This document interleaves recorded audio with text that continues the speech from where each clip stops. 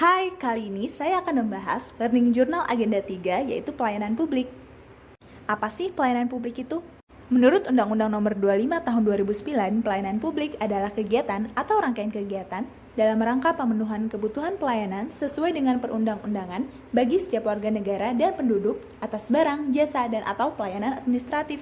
Ada 3 unsur pelayanan publik. Yang pertama adalah organisasi penyelenggara pelayanan publik. Kedua, pelanggan. Dan yang ketiga adalah kepuasan yang diterima oleh pelanggan.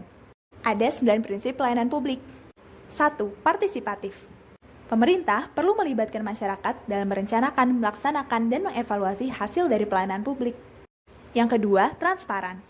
Pemerintah memberikan akses kepada masyarakat untuk bertanya dan mengetahui segala informasi mengenai pelayanan publik. Ketiga, responsif. Pemerintah wajib mendengar dan memenuhi tuntutan warga negaranya. Yang keempat, non-diskriminatif. Pelayanan yang diberikan tidak dibedakan atas sara, profesi, gender, dan lain-lain. Yang kelima, mudah dan murah. Biaya pelayanan tersebut harus mudah, masuk akal, dan terjangkau oleh masyarakat. Yang keenam, efektif dan efisien. Penyelenggaraan pelayanan publik harus mencapai tujuan dan dilakukan secara efisien. Yang ketujuh, aksesibel. Pelayanan publik harus terjangkau oleh masyarakat dari segi fisik seperti jarak, mudah dilihat, mudah dijangkau, dan secara non-fisik yaitu biaya. Yang kedelapan, akuntabel.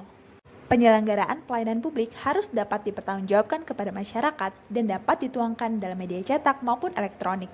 Yang kesembilan, berkeadilan.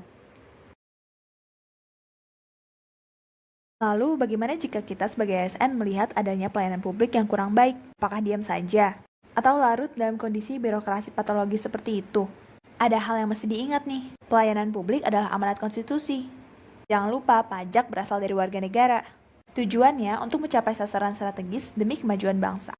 Tidak hanya untuk memenuhi kebutuhan, namun juga sebagai proteksi bagi warga negara. Lalu bagaimana sih kondisi birokrasi patologis itu? Seperti adanya KKN, konflik kewenangan, penggelembungan organisasi, dan lain-lain.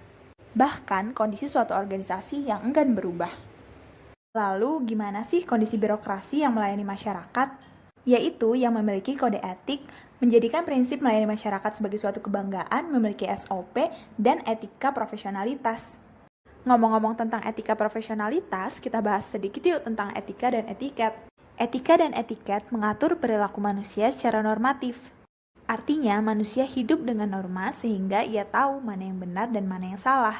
Sebagai ASN, etika melayani publik merupakan hal yang penting. Ada beberapa etiket dasar ASN, yaitu politeness, respectful, attentive, cooperative, tolerance, informality, dan self-control.